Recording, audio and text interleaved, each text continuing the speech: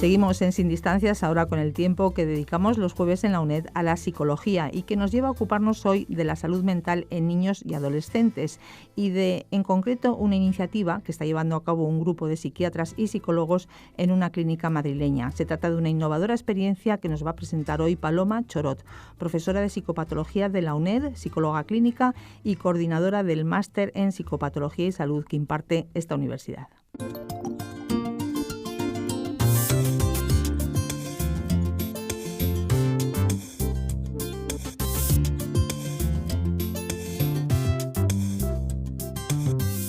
Hola, buenos días. En el programa de hoy vamos a abordar un tema de especial relevancia y de gran interés en el campo de la psicología clínica y de la psiquiatría.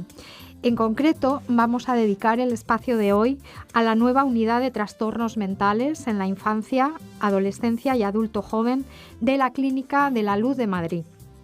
Se trata por hacer un breve resumen, se trata de un servicio pionero en la sanidad privada española que viene a cubrir un hueco importante en la asistencia sanitaria, psicológica y psiquiátrica privada para pacientes en edad infantil y adolescente, cuyas necesidades de tratamiento pues, son obviamente muy distintas a la de los enfermos adultos, y a la vez que las familias de estos niños también necesitan unas orientaciones y unas pautas muy, muy distintas. Asimismo, puede considerarse como un proyecto innovador en el campo de la psicopatología y de la psicología clínica infanto-juvenil, en la medida en que esta nueva unidad de la Clínica de la Luz de Madrid ofrece un tratamiento individualizado, desarrollado desde una óptica interdisciplinar, para ofrecer a los pacientes y a sus familias, como acabo de referir, las soluciones más adecuadas para los principales problemas y trastornos mentales de la infancia y la adolescencia. En este sentido, una cuestión importante radica en que una detección y un tratamiento precoz de los trastornos mentales en la infancia y la adolescencia puede prevenir en muchos casos la aparición de problemas mentales graves en la edad adulta. Por otra parte, la unidad incluye en su cartera de servicios todo el espectro de patologías que afectan a niños y adolescentes, aunque presta especial atención a los trastornos del comportamiento alimentario, anorexia y bulimia, al parenting, y ahora vamos a ver qué es lo que podemos entender por parenting, y a las adicciones al uso de las TIC, de las nuevas tecnologías, como son adicción al internet, a smartphone, a tabletas, videojuegos, etc. Tenemos hoy el privilegio de contar con el director de la unidad, que es el doctor José Luis Pedreira. Buenos días, José Luis. Buenos días, Paloma.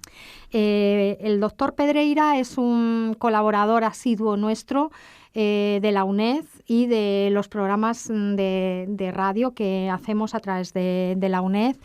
Es psiquiatra. Está trabajando en el Hospital Infantil Universitario Niño Jesús de Madrid. Como ya acabo de comentar, es el director de la Unidad de Trastornos Mentales en Infancia, Adolescencia y Adulto Joven en la Clínica La Luz de Madrid.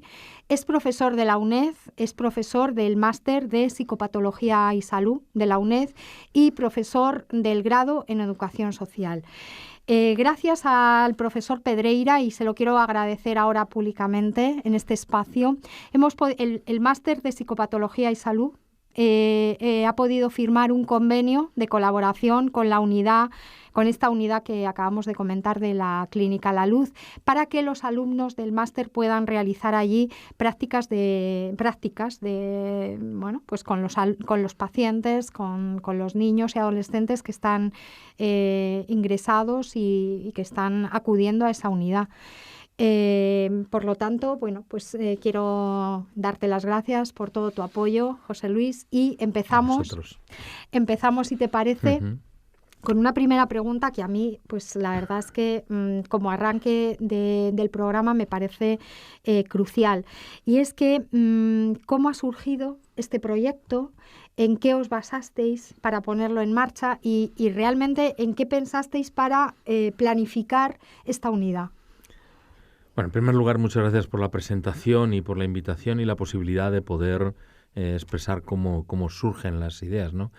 Yo creo que la idea surge en un momento determinado en el cual existe una carencia asistencial en la Comunidad de Madrid, en el cual, a pesar de las 31 camas que hay en el Niño Jesús, a pesar de las 20 que hay en el Hospital General Universitario Gregorio Marañón, resulta que es insuficiente.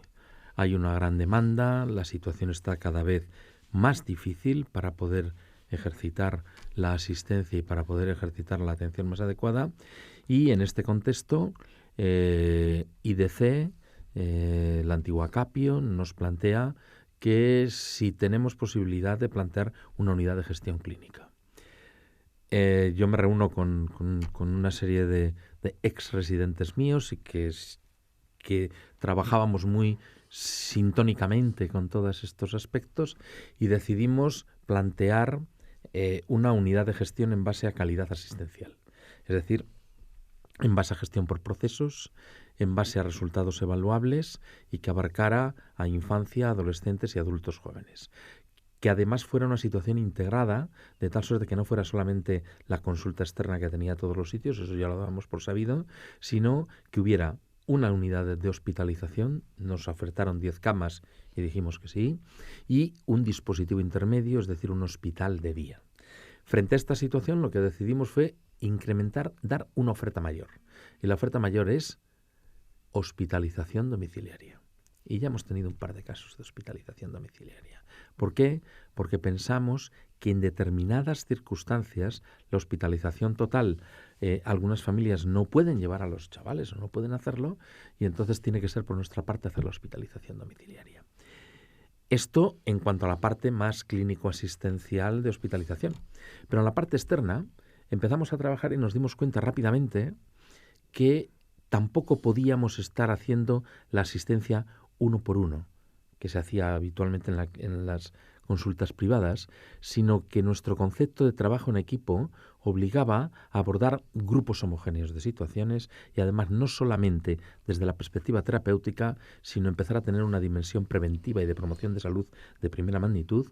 Y en esto empezamos a hacer los grupos de padres, que primero estaban unidos al hospital de día, que es el que estamos funcionando, pero que inmediatamente ya saldrá la convocatoria para hacer el parenting. Yo antes comentaba que vuestro foco principal estaba en trastornos alimentarios, adicciones a las nuevas tecnologías. Pero aparte de esto, ¿qué cartera de servicios tenéis? ¿Qué áreas de actuación tenéis? ¿Y qué tipo de pacientes asistís desde el punto de vista de diagnóstico, desde el punto de vista del diagnóstico psicopatológico? Es muy amplio, ¿no? Es amplio, sí. Sí. Verás, yo creo que es bien interesante, ¿no? Porque en un primer momento dijimos, vamos a ver la patología prevalente en estos momentos como patoplastia de presentación en la adolescencia está fundamentalmente en los trastornos de comportamiento alimentario, ¿verdad?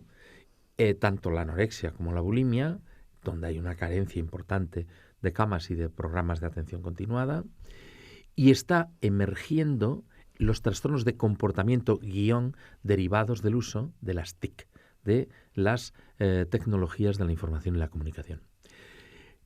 Este uso tiene una doble vertiente. Uno, lo que pudiéramos llamar la ciberadicción, que reúne todas las características de una conducta adictiva, y otro, todo lo que tiene que ver con el ciberacoso en sus múltiples formas de presentación. De esta suerte, vimos que en los servicios públicos no se pueden abordar estas situaciones. Simplemente no se pueden abordar. Y nosotros decidimos meternos en esos huecos donde no estaba la asistencia. Y entonces nos metimos a decir, vamos a ver, ¿qué se precisa en una conducta adictiva? Lo primero es el trabajo de desintoxicación. Es decir, separarle del medio donde está.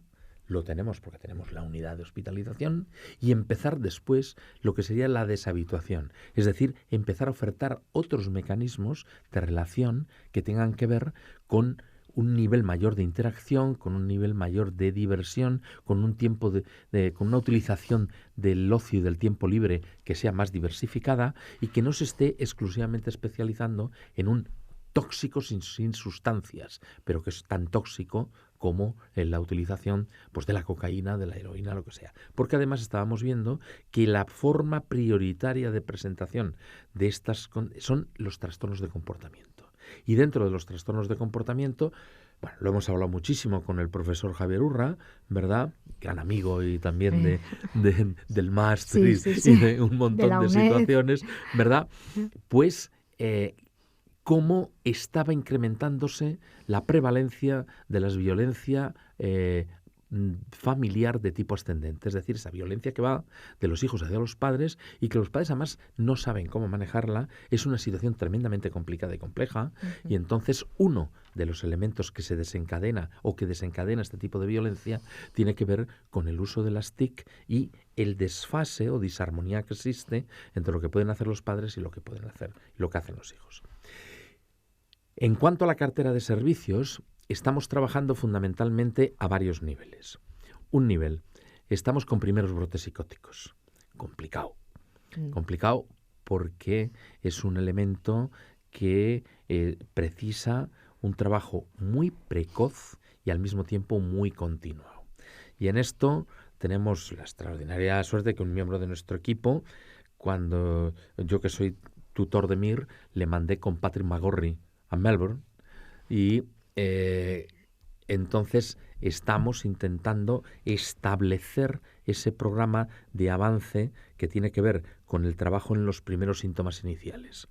Y entonces lo estamos trabajando entre la doctora Quirós y yo, que ese es nuestro caballo de batalla en estos momentos, cómo ponerlo en marcha. Las crisis de angustia son muy importantes en los niños, hasta tal punto se presentan que cuando es muy primaria empiezan las situaciones de fobia escolar. Empiezan a hacer primero una fobia social, de la fobia social no quieren salir fuera y ¿qué es lo que hacen? Se encierran en casa y como se encierran en casa dejan de ir al colegio. Este es otro de los elementos importantes a trabajar. Otro elemento importante a trabajar son los trastornos del vínculo y su evolución, con lo cual estamos trabajando mucho con los trastornos provenientes de adopciones internacionales, sobre todo de los antiguos países del este, que tienen unas situaciones de trastornos del vínculo muy desorganizados, incluso con patología de trastorno del vínculo de tipo desinhibido, que originan verdaderos problemas de conducta y de comportamiento con una gran desorientación de los padres. Lo cual, volvemos a decir, ya tenemos otro grupo de padres para trabajar. ¿Ves? Van apareciendo los grupos de padres que casi de una manera autónoma tienen una dificultad para ejercer la parentalidad. Tenemos una unidad que está funcionando muy bien, que es todo lo que tiene que ver con peritajes. Fíjate, ¿por qué? Ah, bueno. ¿Por qué? Y creo que es una cuestión muy importante, porque no es que se hagan peritajes. Yo creo que lo que se hacen son simplificaciones. Hacer un peritaje, muchas veces lo hemos dicho, si la evaluación clínica es difícil, la evaluación con una perspectiva psicosocial que oriente y origine una visión en favor del niño, en favor del joven, y que los padres sepan hacer ese duelo y se destierren cosas que ya se han desterrado porque no son científicas, como el síndrome de alienación parental o cosas de este tipo, pues desde luego tenemos que ser mucho más rigurosos. Y frente al simplismo que se llevaba antes en los peritajes, estamos haciendo unos peritajes bastante personalizados e individualizados. Hay un grupo de abogados que han entrado en esta dinámica y bueno, como ves, la situación está siendo muy complejita, ¿eh? Muy compleja y muy amplia. Y yo he visto en vuestra, en la cartera de servicios que ofertáis, en un número monográfico maravilloso que habéis editado sobre la unidad. Yo lo he estado mirando y una el servicio de comunicación del hospital, ¿eh? Sí, nosotros no. Pero bueno, también será con vuestras orientaciones. Sí. Y dentro de la cartera de servicios de áreas de interés en las que os enfocáis es las consecuencias de maltrato infantil y violencia familiar. ¿Cómo abordáis ese campo, José Luis?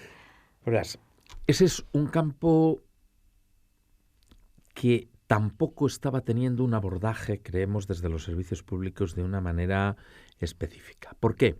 Porque las intervenciones eran muy puntuales, es decir, tuvieron que crear algunas instituciones muy claras, que además funcionan muy bien, como es el CIASI, tenemos también compañeros y compañeras que trabajan de una manera exquisita estas situaciones, pero trabajan la situación puntual del abuso sexual. Pero a veces aparecen esos procesos a medio y largo plazo evolutivos que aparecen en el maltrato, como es las conductas disociativas en la adolescencia, sobre todo en las chicas, sobre todo cuando han tenido abusos sexuales.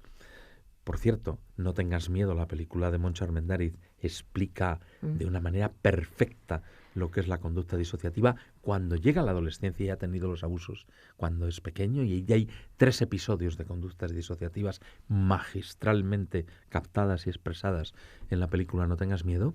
Pues eso es lo que nosotros abordamos. Y abordamos la situación del niño, del maltrato, esa parálisis cognitiva que a veces entra por la incomprensión de que el que le cuida le agrede. Y entonces hay muchos críos que lo que hacen es hacer una parálisis. Es decir, es imposible.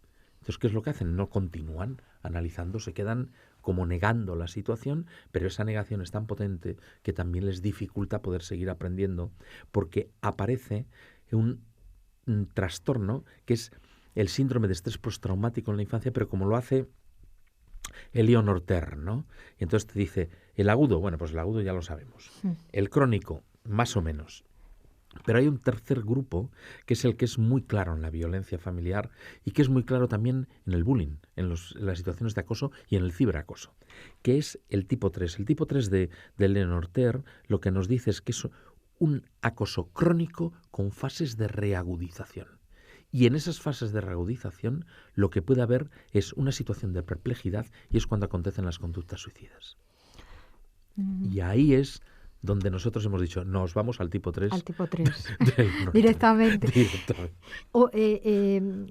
Vosotros también en este campo de violencia familiar abordáis también o atendéis también mejor dicho, a niños que son observadores de violencia de pareja, pero que a lo mejor no son maltratados ellos. O sea, son los niños... La victimología infantil. Sí, la victimología infantil, niños que están expuestos a la violencia familiar, pero que no son, a lo mejor no son maltratados. Entonces, de hecho, tienen prácticamente muchos de los problemas que se observan en niños, en menores maltratados directamente. Estamos empezando con ello. Nos han llegado los primeros casos, tenemos un par de casos o 3 de estos de victimología, más que de victimología diría victimología y revictimología, es decir, en su casa fueron observadores de maltrato y cuando pasan al colegio se quedan perplejos en la situación de las situaciones de tensión del propio colegio. Y entonces es la revictimología, ¿no? Los críos evocan aquellas situaciones y las traducen en las relaciones que están teniendo en el colegio. Estamos en ello. Y volvemos a decir, lo más importante es que van surgiendo los padres y va surgiendo el ejercicio de la parentalidad de los padres. Y al entrar en el ejercicio de la parentalidad de los padres, estamos en el parenting de nuestro querido amigo Alan Catting, que es absolutamente magistral. Sí, por ahí va yo a abrir una vía, y es que un objetivo importante dentro de vuestra unidad es trabajar con las familias, trabajar mucho con las familias, sobre todo de cara a la evolución del paciente, a la evolución del niño, y sobre todo cuando vuelven a casa, niños que han estado ingresados vuelven a casa. Entonces, ahí supongo que es donde enfocáis todo el grupo de parenting, del que es importantísimo. Quería preguntarte, en primer lugar, que explicaras un poquito qué es lo del parenting, cómo se entiende el parenting, porque hay veces que se ha confundido con los estilos de crianza o con el apego. Entonces yo creo que no, yo creo que es un término muy diferente, un constructo que engloba otros aspectos completamente distintos a lo que es o la crianza o el apego, y quería que nos lo explicaras primero, José Luis. Nosotros la traducción que hemos hecho, claro, esto es parentalidad al castellano. ¿Qué significa? O sea, una figura paterna, una figura materna, en su conjunto, ejercen una función que entendemos muy bien, que llamamos crianza y educación. Bien, perfecto, fenomenal. Pero lo ejercen con un estilo. Ese estilo en el que lo ejercen, ¿verdad?, que a veces es con hostilidad en otras ocasiones es con desconfianza, en otras ocasiones es, pues ya que le tengo, y en otras ocasiones es una solución neurótica, este es el que me va a cuidar en la vejez. Es decir, todas estas cosas, o la utopía de hoy, qué bien somos papás magníficos, ¿verdad? Todo esto tiene su estilo y su traducción de cómo se relacionan con los hijos y en el proceso educativo. Este ejercicio se llama parentalidad y está basado en varias cuestiones. Una, el funcionamiento, la estructura y la difusión de los vínculos. Démonos cuenta que toda la situación vincular se establece en los 30-36 primeros meses de vida y que luego es como una especie de mariquita recortable que en amplificación o en disminución, pero tiene el mismo esquema reproductor en las relaciones de grupos, de relaciones, etcétera. Por lo tanto, eso que está traducido de una manera importante por las figuras parentales en el ejercicio de su relación con el bebé, está incluido dentro del parenting, de la parentalidad. En segundo lugar, Alan Catting empezó trabajando, lo mismo que todos nosotros, con los padres de los niños que tenían trastornos mentales. Y siempre había un dicho de que siempre iban solo las madres y que no iban los padres. Bueno, a mí me hubiera gustado ayer haber tenido una cámara donde estaban todos los padres y todas las madres a las 9 de la noche trabajando como locos hasta las 10:15 de la noche sobre sus hijas y sus hijos. Y estaban 15 padres y madres, trabajando sobre unos elementos fundamentales que son cómo ejercen frente. ¿Frente a qué? Pues cada grupo tiene lo que quiere. Es decir, hay unos elementos en ese grupo que les preocupan de su ejercicio parental. Y entonces te hablan de la violencia, o te hablan de la dependencia, o te hablan, pero ¿cómo hacerlo? Con cómo lo viven ellos y cómo lo ejercen en esa situación. Y es a partir de ahí que los profesionales empezamos a trabajar. Eso es en el trastorno mental. Pero ¿y si lo transformamos y empezamos a los sanos? Empezamos esos padres y madres que están desamparados, que se encuentran solos, que no tienen cobertura y que, como no tienen trastornos, no pueden llegar, pero se encuentran inseguros ante los nuevos roles sociales, los nuevos roles familiares y los nuevos ejercicios de parentalidad. Esto es lo que estamos proponiendo y lo que hemos tomado de Alan Catting, que dijo: no, lo importante no está solo en trabajar con los trastornos, lo importante está en trabajar con aquellos que lo necesitan para que no lleguen a esta situación. Y eso es lo que estamos haciendo, que por cierto, podemos decir algo, ¿verdad? Sí. ¿Verdad que lo vamos a hacer aquí? Hombre, ya que va lo a ser creo. Uno de los trabajos claro que nuestros. Sí. Hombre, ya lo creo. En los documentos más importantes que se pueden hacer en estos momentos. De hecho, claro, entiendo que el grupo de parenting que estáis llevando a cabo en la unidad de La Luz, de la Clínica La Luz, es un sistema preventivo, porque en realidad estáis utilizando familias de niños sanos. Eso es. No son pacientes, no son familias de pacientes. No. Niños sanos. Niños sanos. O sea que estáis llevando a cabo un mecanismo de prevención. Eso es. Trabajando con las familias, pero en último término de prevención de trastornos mentales infantiles. O sea, no y promoción de la salud. Prevención del trastorno, sino la promoción de las relaciones normalizadas desde la situación más normal que se pueda ver. Pues quería volver yo, porque me ha llamado mucho la atención lo que has comentado de el ingreso domiciliario.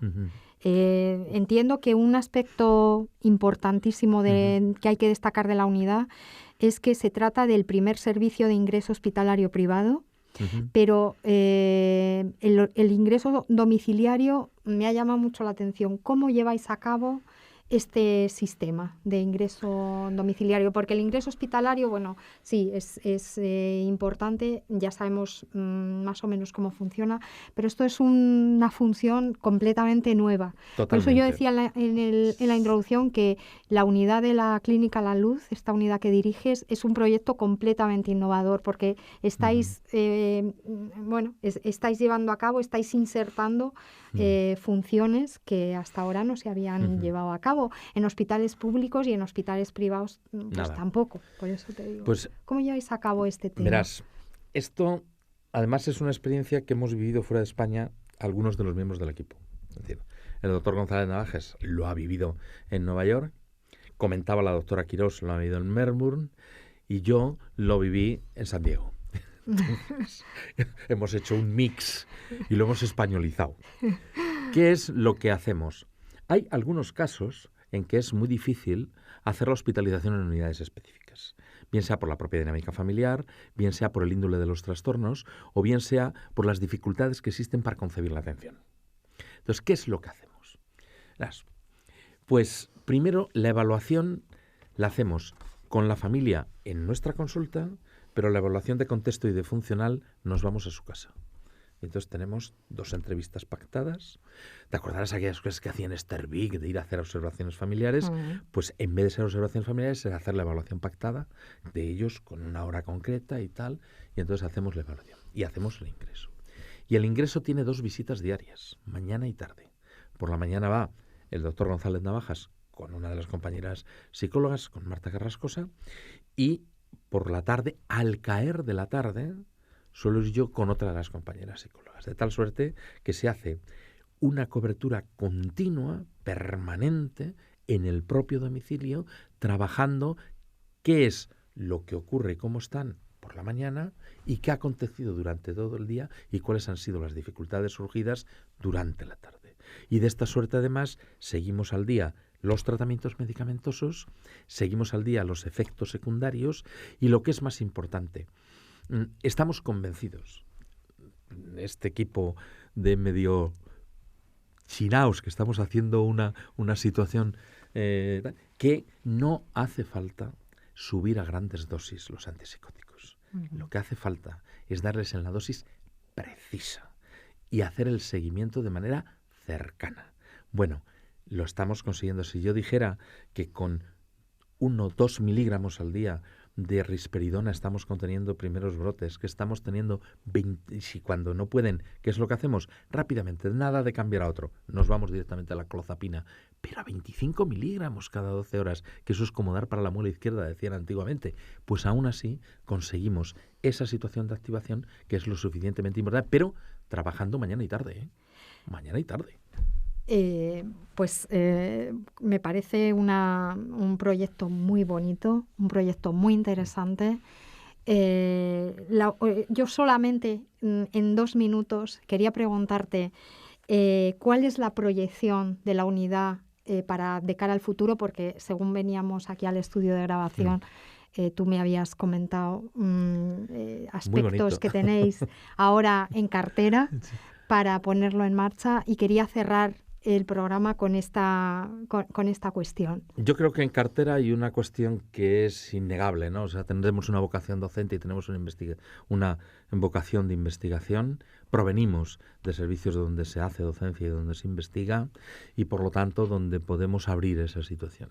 Nosotros creemos que la firma de que la clínica pase a ser una clínica universitaria va a ser un paso adelante muy importante, y en concreto las 2 tesis doctorales que están en marcha, el doctor González Navajas y la doctora Quirós, será un elemento de investigación absolutamente prioritaria. Lo malo es que me toca a mí dirigirlas, pero bueno. Esto se controla bastante bien. Sí, eso es luego, además, todo lo que sale de las tesis es una siempre es satisfacción. Un material, cuando se hace sobre cosas aplicadas, es una situación que es magnífica, ¿no? Y esa es la proyección real. Pues con estas vías de proyección y con estas importantes cuestiones de cara al futuro, en la unidad de la Clínica de la Luz que dirige el doctor Pedreira, nos despedimos por hoy. Muchas gracias. Muchas gracias a vosotros.